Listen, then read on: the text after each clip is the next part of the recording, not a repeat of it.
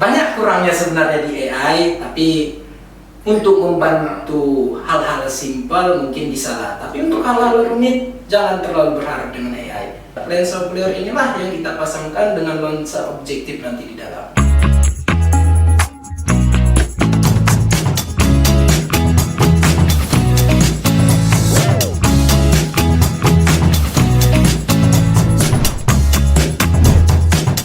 Assalamualaikum warahmatullahi wabarakatuh. Sahabat Astro dimanapun Anda berada, selamat datang kembali di podcast Oi Fungsu yang ke-28. Nah, sahabat-sahabat saintifik mungkin kalau mengikuti podcast Oi Fungsu yang beberapa episode yang lalu, kita selalu membahas tentang mengulik dari seperti kebudayaan astronomi ataupun hal-hal yang lainnya yang tidak terlalu berkaitan dengan astronomi murni. Namun hari ini kita mendatangkan narasumber yang luar biasa. Beliau merupakan seorang yang sangat akrab dengan dunia mekatronik. Beliau juga sering sekali mengikuti kompetisi yang berbau dengan teknik elektro. Ya, tentu saja karena notabene beliau sebenarnya adalah dosen teknik elektro di Fakultas Teknik Universitas Muhammadiyah Sumatera Utara. Langsung saja kita sambut Abang Da Rahmat Fauji Siregar. Assalamualaikum Abang Da. Waalaikumsalam Bang. Apa kabarnya nih Bang Rahmat Fauji? Alhamdulillah sehat Bang. Ya baik. Sahabat saintifik sekalian, tadi kami juga sempat ngobrol-ngobrol bahwa ternyata Bang Fauji ini halak hita ya kalau bahasa Mandelingnya, karena beliau ini marganya Siregar dan berasal dari Padang Sidimpuan. Makanya tadi kita sempat bahasa-bahasa Mandeling tipis-tipis lah. Nah, sahabat saintifik sekalian, saya sangat berterima kasih kepada Bang Fauji yang sudah menyempatkan waktunya di sela-sela kesibukan beliau. Ini tentunya akan memberikan banyak sekali khazanah dan pencerahan nantinya kepada sahabat Astro yang mengikuti tayangan podcast ini. Baik, mungkin bisa kita tanya dulu Bang Fauji Siregar ini kabarnya gimana? Gimana kabar Bang Fauji? Alhamdulillah sehat Bang, sehat. Kegiatan hari-hari aman? Orang rumah aman? Orang rumah belum ada Bang. Orang rumah belum ada ya, jadi buat sahabat saintifik yang girls bisa coba nanti kita kasih infonya ya, yang mau kenalan dengan Bang Fauji, karena beliau ini suka nyetrum karena teknik elektro gitu ya. Ya Bang Fauji, kita mungkin udah ada chattingan lah kemarin gitu tadi tentang apa yang mau kita bahas, itu kan tentang how to make instrumen astronomi sederhana kemarin kan. Tapi sebelum masuk ke situ mungkin bisa saya tanya, mungkin kalau mendengar kata astronomi itu yang ada di pikiran Bang Fauji itu apa sih kira-kira? Kalau sepemikiran saya Bang ya, astronomi itu tentang ilmu yang mempelajari tentang bintang ataupun benda di atas langit ya, benda di atas langit ataupun berkaitan dengan tata surya. Iya. Jadi yang kalau dulu mungkin waktu di SMA kita tahu ya tentang matahari, bulan, ya. Nah, itu pengetahuan yang mungkin dari SMP mungkin Bang, ya kita udah tahu. Mungkin kalau SMP juga kita udah mikir, cuman kita nggak ngeh itu ilmunya astronomi ya kan. Betul. Kita ketika sore-sore itu main bola sampai maghrib matahari tenggelam ya kan, itu kan sangat astronomis sebenarnya, cuman kita nggak tahu ilmunya, tapi fenomenanya kita lihat kayak gerhana mungkin itu. Nah ya, jadi sampai postingan yang kemarin itu Bang Fauji, postingan ketika kita akan melaksanakan podcast ini, Oke, siapa? banyak ternyata masyarakat yang sobat Arif lah, pengikut kita di Instagram yang mereka kepo, jadi mereka kira streaming karena mungkin mereka tertarik dengan judulnya ya, bagaimana membuat instrumen teleskop sederhana. Nah, makanya tadi kami kabarin nanti itu akan segera tayang, namun ini masih proses rekamannya gitu. Oke, siap. Nah, dari antusias itu mungkin kita di sini bisa bercerita bagaimana sih cara membuat instrumen sederhana yang mungkin ada alat-alatnya yang ternyata nggak kita sadari seperti pipa bekas, lain-lain itu yang ternyata bisa kita buat untuk instrumen astronomi, terkhusus kayaknya teleskop ya. Silakan Bang Budi. Oke, untuk membuat teleskop sederhana sebenarnya Bang, itu sangat simpel dan bahan-bahan yang dibutuhkan pun mungkin untuk di pasaran khususnya Kota Medan dapat kita temukan. Yang pertama mungkin kita butuhkan untuk wadah ataupun tempat lensa nanti kita rakit, itu kita menggunakan pipe ataupun pipa, boleh dari PVC ataupun bahan yang lain, tapi saya anjurkan menggunakan PVC saja, cari yang bekas saja yang sudah tidak terpakai. Kemudian mungkin teman-teman bisa cari nanti bekas fotokopi, ada yang disebut dengan lensa okuler namanya. Nanti di fotokopi itu ada tersebut lensa okuler. Lensa okuler inilah yang kita pasangkan dengan lensa objektif nanti di dalam. Oke. Nanti kita susun yang berada di dekat mata ataupun yang kita gunakan untuk melihat yang berada di posisi dekat mata itu disebut dengan lensa okuler, dan yang berada di ujung yang ingin kita deteksi objeknya itu disebut dengan lensa objektif. Tapi jangan lupa kita tetap harus menggunakan Rexscope namanya, nanti untuk memfokuskan ataupun scope fokus namanya, untuk memfokuskan bidikan kita terhadap benda tersebut. Ya baik, sangat luar biasa ya, sangat lancar Bang Fauzi menjelaskan bagaimana. Mungkin nanti di lain waktu kita bisa buat semacam video tutorial atau Oke, siap. kita bisa juga undang masyarakat untuk sama-sama belajar ya Bang. Nanti Bang Fauzi juga bisa lihat ada beberapa teleskop handmade yang kita buat nanti di ruangan. Ya, sangat luar biasa teman-teman. Jadi itu tadi cara tutorial itu masih sedikit dikeluarkan Bang Fauzi tipsnya, masih banyak lagi tips yang lain sebenarnya. Nah, selain daripada teleskop, mungkin apa ya Bang Fauzi ya? Kalau kita beralih ke instrumen lainnya mungkin tergantung ya, misalnya kalau kita mau pakai kacamata matahari itu mungkin pakai kaca film dan lain-lain ya. Nah, ya, baik sahabat astro. Nah, hal yang menarik ketika menggerakkan teleskop itu tadi adalah ada yang namanya dengan mounting. Nah, yang memasang ataupun yang memprogram dari mounting itu sendiri adalah bidangnya Bang Fauzi gitu. Nah, jadi sebenarnya bisa kita katakan tanpa ilmu teknik elektro ya, khususnya astronomi ini, kita sangatlah manual untuk melaksanakan kegiatan-kegiatan astronomi. Bayangkan aja ketika kita mau meneropong bulan misalnya Bang Fauzi, tanpa adanya teleskop yang mounting menggerakkan teleskop kita, maka kita akan dengan secara manual menggerakkan teleskop itu tadi ya Bang Fauzi. Nah Bang Fauzi, kita juga mendengar bahwa AI itu sudah sudah sangat lazim, sudah banyak ditemui. Itu kalau di astronomi itu gimana penggunaannya? Tapi sebelum kita masuk ke astronomi, ini untuk teman-teman OIP, ini saya ingatkan, AI itu bukan suatu sistem yang wah sekali sebenarnya. Karena seperti kata Bill Gates, AI itu suatu saat nanti bisa merugikan manusia sendiri. Oke. Ada, makanya kita buat limit terhadap sistem tersebut sebenarnya. Oke, berbicara dengan AI, kita mengenerate suatu model ke dalam ataupun sistem ke dalam sebuah sistem astronomi lah kita katakan. Kita ingin menggambarkan model planetary, khususnya di galaksi kita mungkin. Tapi tidak sesimpel itu, namanya dia berbasis compute, otomatis ada data yang di training, kemudian ada data yang di prediction.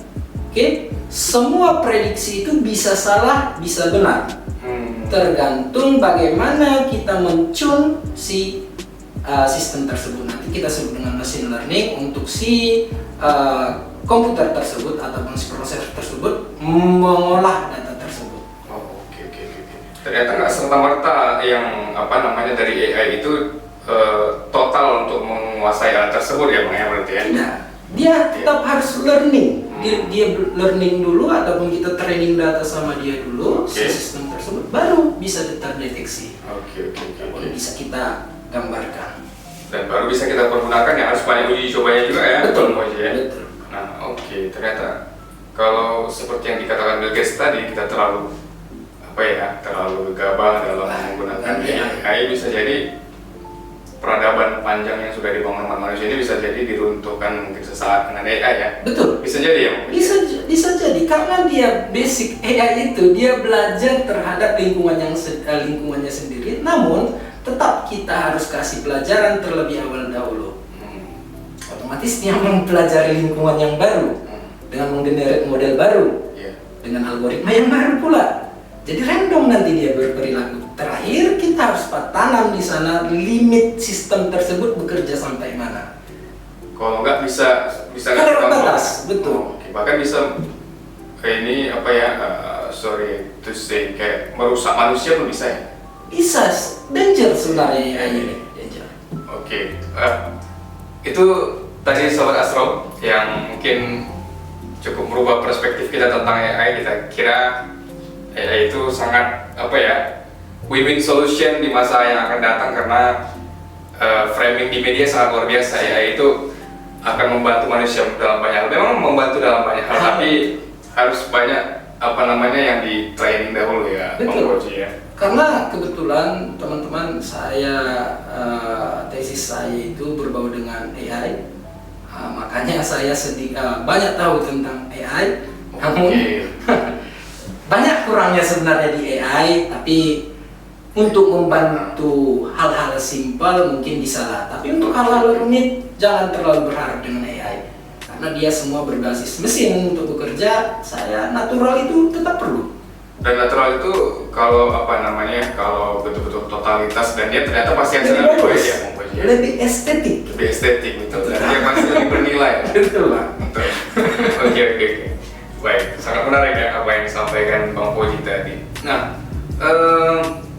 sahabat Astro, sahabat OIF, dan sahabat saintifik, Bang Fauzi ini juga beberapa kali mengikuti bahkan menang berbagai lomba dan kompetisi terkait dengan teknik elektro itu sendiri, termasuk kita ada tadi tentang robot ya Bang Fauzi. Itu bisa diceritakan mungkin? Oke, mungkin pertama-tama sebelum kita masuk ke robot yang sudah diikuti oleh UMSU, pertama-tama sebenarnya project base kami di teknik itu kapal cepat, kontes kapal cepat tanpa awak.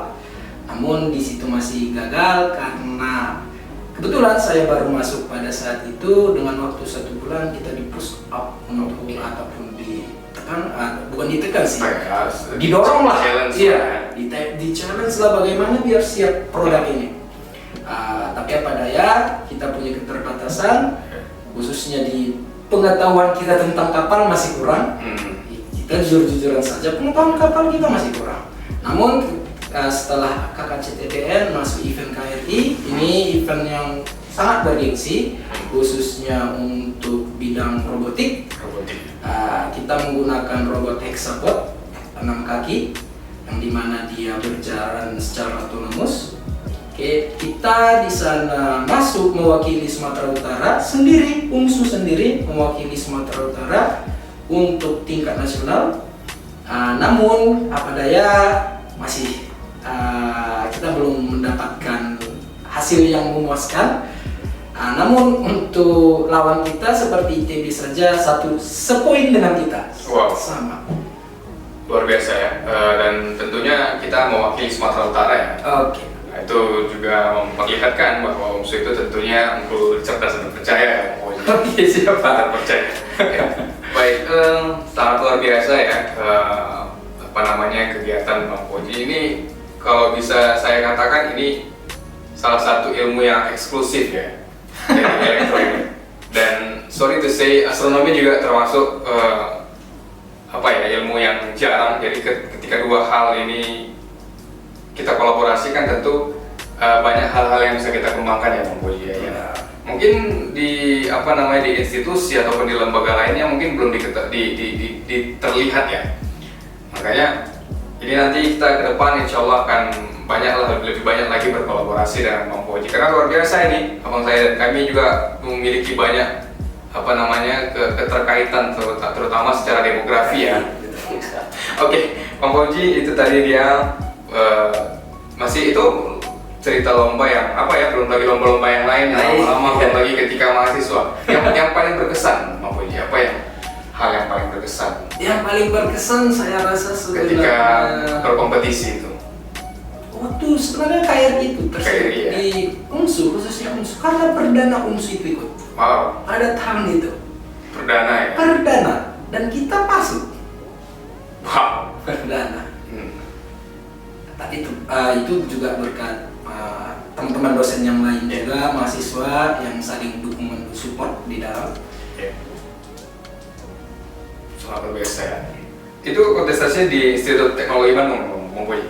Enggak, kemarin kalau saya tidak salah itu tuan rumahnya UI. Oh, UI. Universitas Indonesia. Tapi ya kita sebatas nggak dapat apa-apa. Setidaknya sudah masuk. Kita mewakili provinsi kita untuk bertanding di kancah nasional ya, Bang Fauzi.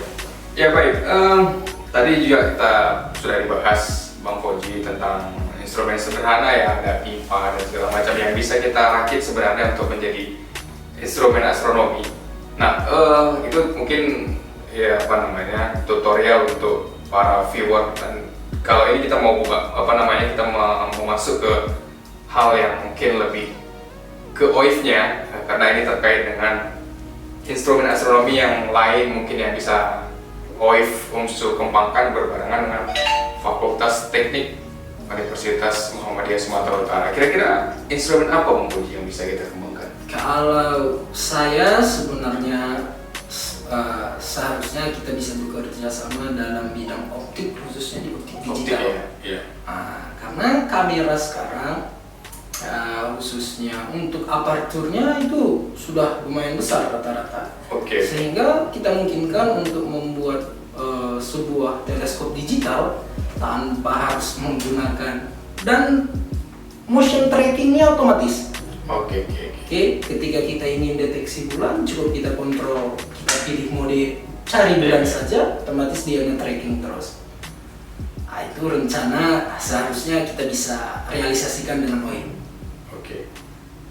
Ya, itu yang ada di mounting ya. Kita juga sudah memiliki beberapa mounting sebenarnya Bang Fauzi yang sudah terintegrasi. Cuman itu kan ketika kita buy, kita sudah membeli produk itu, jadi why not ketika kita kembangkan kan itu pasti sangat luar biasa. Kita riroh semangat itu pasti.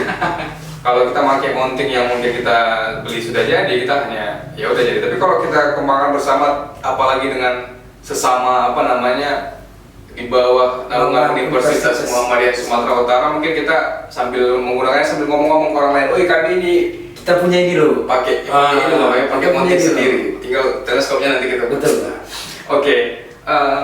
Sangat luar biasa ya. Terima kasih Bang Fauzi sudah menyempatkan waktunya. Terima kasih. Itu ini semoga lah menjadi hal yang sangat luar biasa nanti yang akan kita lakukan ke depan ya Bang Fauzi. Ya, mungkin kita mungkin bisa sedikit beralih ke pendapat Bang Fauzi, karena berbicara tentang astronomi Bang Fauzi itu tidak lepas dari pro dan kontra, kemudian ada yang namanya teori konspirasi ya. Jadi to the point aja nih. Bang Fauzi, gimana pendapat Bang Fauzi tentang alien? Alien itu konspirasi, karena kita patokan kita tetap sunnah dan Quran. Yes. Karena di sana makhluk luar itu ada, tapi bukan urusan kita. Kita hidup bagaimana bentuknya, bagaimana fisiknya itu di luar ambang batas kita. Tapi kalau mungkin dideteksi secara elektromagnetik mungkin kan nggak? Contoh OPS, ada yang sering bilang OPS circle. Ketika UFO datang katanya ada OPS circle, khususnya di daerah Amerika, di ladang Nevada atau apa. Terus buat 3 tahun kemarin sampai masuk berita. Tapi saya kurang yakin itu bukan UFO sepertinya. Karena di kejadian di Indonesia sekalipun banyak yang ternyata itu manipulatif kan? Iya. Ternyata petani yang mau. Terlepas dari itu, tapi seninya luar biasa. Betul. Presisi apa mereka? Teknik sipil. Bisa mereka buat lingkaran yang kita nggak terpikir bahwa akan jadi seperti itu. Dengan gimana ya Bang Fauzi? Dengan skala yang kemudian ketika dilihat dari permukaan atau dari ketinggian ternyata ya juga ya. Tapi ternyata ketika ahli meneliti ternyata adalah palsu ya Bang Koji. Oke, mencatatnya kita jujur-jujuran nih. Iya. Seperti galaksi Bima Sakti belum ada yang pernah melihat bagaimana. Tapi itu digenerate sama mesin sebenarnya. Yes. Itu mesin yang generate, yang bisa kita lihat secara teleskopik sebenarnya matahari, planet lain, bulan, satelit kita lah khususnya ya kan. Nah, tapi kalau untuk seluruh benda yang ada di Bima Sakti ini, saya rasa tidak mungkin. Ya, kalaupun terlihat mungkin hanya sebagian, dan itu pun di tempat-tempat tertentu yang memang langitnya bersih. Betul. Kalau di Kota Medan Bang Koji sulit. Karena polusi udara, polusi cahaya itu membuat penglihatan kita, bahkan dengan optik sekalipun ketika kita memantau hilal Bang Koji dengan alat instrumen yang kita katakan standar internasional, tapi karena ketika ketutup sama kabut dari pabrik-pabrik yang berada di Medan Timur dan lain-lain, jadi tertutuplah hilal itu. Tapi biasanya kalau hilal kedua biasanya nampak. Makanya ada satu lagi Bang Koji, ini bagus. Iya, Pak Rektor kemarin cerita. Iya, jadi di situ kita lebih fokus untuk meneliti benda langit, dan itu timnya langsung memang dari alma mater ITB. Tapi saya sebenarnya perkembangan astronomi ini harus dikembangkan. Kenapa? Soalnya di Quran sendiri ada surah Al-Buruj namanya, gugusan bintang. Memang membahas tentang keadaan di luar bumi ya kan. Tapi ya itulah di ilmu pengetahuan. Ilmu pengetahuan tidak ada batasnya. Tetap pembatas kita itu cuma dua, Quran sama hadis. Jadi itu yang sebenarnya memberi kalau kita katakan itulah kurikulum ketika kita mengeksplor sangat banyak sains dan pengetahuan yang sangat menarik teman-teman. Itu tadi apa yang disampaikan oleh Bang Koji, dan tidak terasa kita sudah waktu habis. Mungkin kita karena pembicaraan yang sangat luar biasa, nanti kita akan sambung di episode selanjutnya ya Bang Koji. Siap. Ini kali perdana juga saya bertemu dengan Bang Koji Siregar. Luar biasa beliau ini, masih muda. Ini juga nanti kita harapkan Bang Koji ini menjadi tokoh AI yang mewakili Sumatera Utara ya Bang Koji. Amin. Baik, sahabat Astro, selamat menyaksikan tayangan ini. Semoga ada hal yang bisa dipetik dari podcast kali ini. Jangan lupa share, like, dan komen, dan jangan lupa pula subscribe dan aktifkan tombol notifikasinya. Assalamualaikum warahmatullahi wabarakatuh.